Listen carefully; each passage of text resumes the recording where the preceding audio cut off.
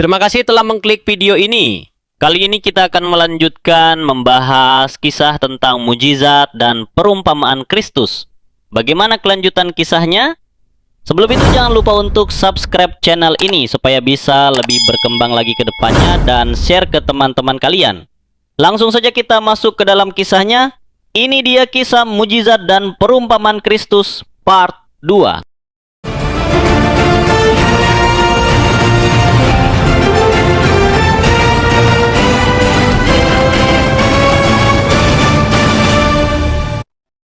Pada suatu hari, Tuhan Yesus berjalan mengelilingi kota dan bertemu dengan seorang wanita yang berdosa.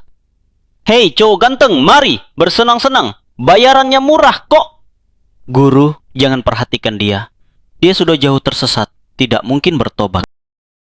Tuhan telah berfirman, "Jangan berzina." "Hei, aku beragama. Aku percaya Tuhan ada. Kamu telah ditipu setan. Nasib kamu adalah dicampakkan ke dalam api neraka." Seperti temanmu berkata, "Sudah terlambat untukku. Aku adalah pelacur sejak kecil. Tidak pernah terlambat untuk Tuhan. Kalau kamu mencari Dia, kamu akan menemukan Dia. Dan Dia akan mengampuni dosa-dosamu dan memulihkan jiwamu." "Jiwaku dimiliki setan, tetapi aku akan memberikan jiwaku kepada Tuhan kalau dia akan. Dia kerasukan setan, mundur. Setan, keluar. Aku memerintahkan kamu keluar dan jangan memasuki dia lagi." Karena perintah Yesus, 7 roh jahat meninggalkan wanita itu. Mereka telah pergi. "Siapa engkau?" "Aku Yesus." "Kamu harus berhenti berbuat dosa dan menyembah Tuhan.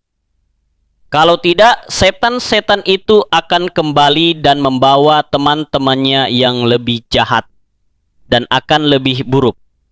Aku mau melayani Tuhan. Aku akan mengikutmu dan belajar darimu." Apa yang terjadi dengannya? Nama wanita itu Maria Magdalena. "Guru, aku melihat apa yang terjadi. Luar biasa. Maria Magdalena diabaikan para pemimpin agama kita pada siang hari, tetapi beberapa dari mereka mendatanginya pada malam hari. Engkau telah memberikan kehidupan baru kepada dia. Aku mohon engkau dan murid-muridmu datang ke rumahku untuk makan karena aku ingin kawan-kawanku mendengar ajaranmu. Kami akan datang." Yesus, "Beritahu kami, bagaimana bisa seseorang hidup jujur dan suci dalam masyarakat yang korup? Kami tidak mampu membeli makanan dan pakaian yang baik kalau kami hidup taat pada hukum Taurat. Jangan bekerja untuk hal-hal yang akan binasa, tetapi bekerjalah untuk hal-hal yang kekal.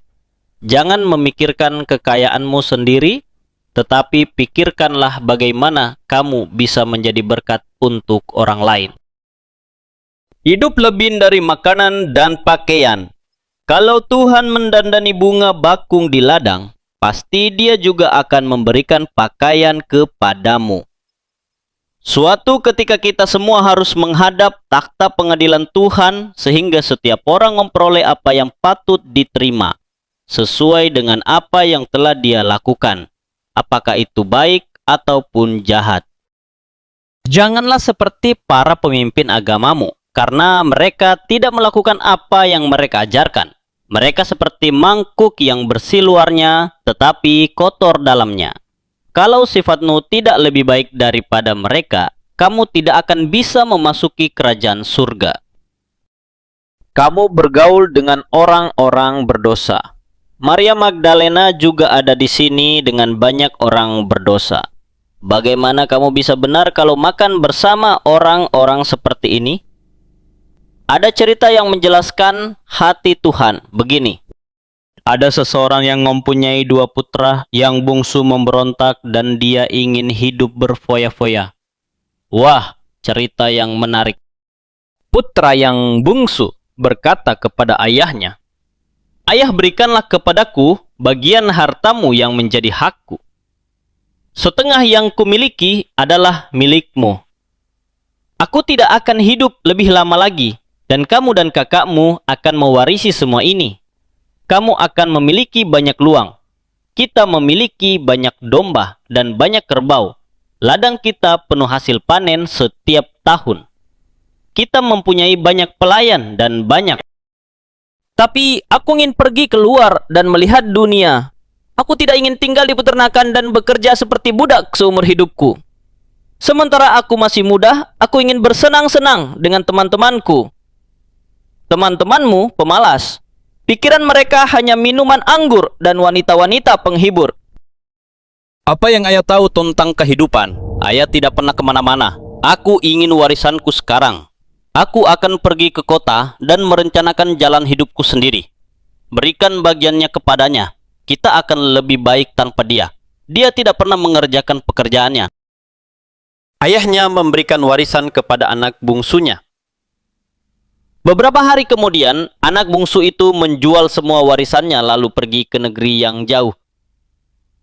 Sekarang aku bebas. Tidak ada yang mengatur hidupku lagi.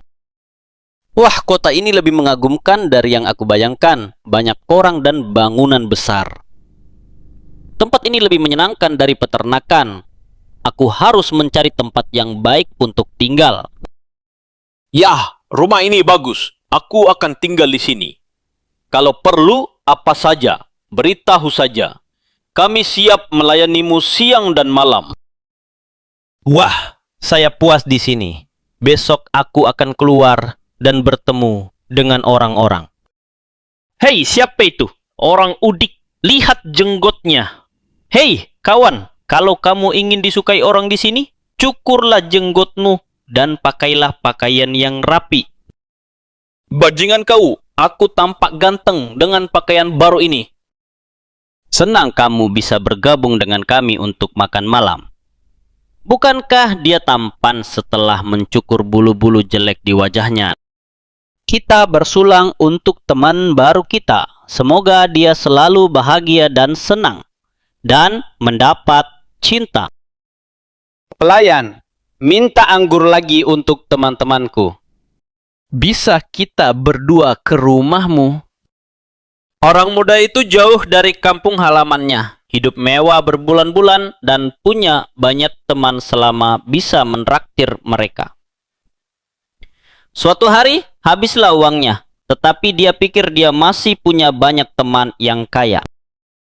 Apa maksudmu kamu tidak punya uang lagi? Kan kamu orang kaya.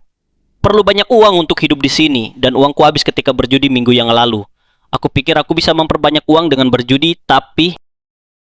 Maksudmu kamu sudah bangkrut? Bagaimana dengan baju yang sudah kamu janjikan? Begini, aku berharap ayahmu bisa memberikan aku pekerjaan.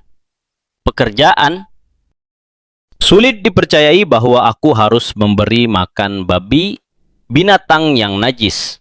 Dulu aku pikir aku punya teman-teman kaya. Sekarang mereka bahkan tidak mau berbicara dengan aku lagi. Aku akan mencari pekerjaan lain dan menjadi orang kaya lagi. Aku tidak peduli kau sedang sakit. Pelihara babi itu sekarang. Kalau tidak, aku pecat kamu. Baik, Pak. Aku minta maaf. Akan kukerjakan sekarang.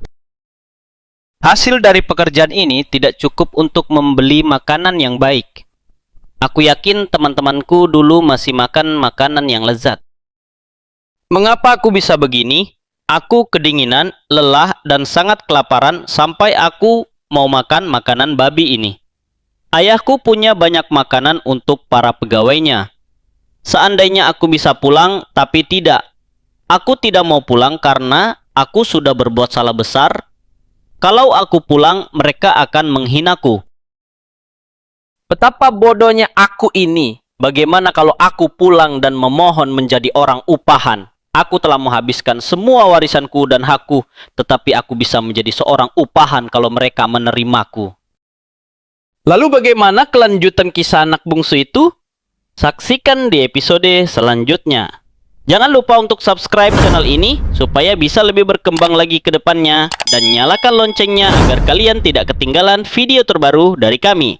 Terima kasih telah menonton sampai habis. Sampai jumpa di episode selanjutnya.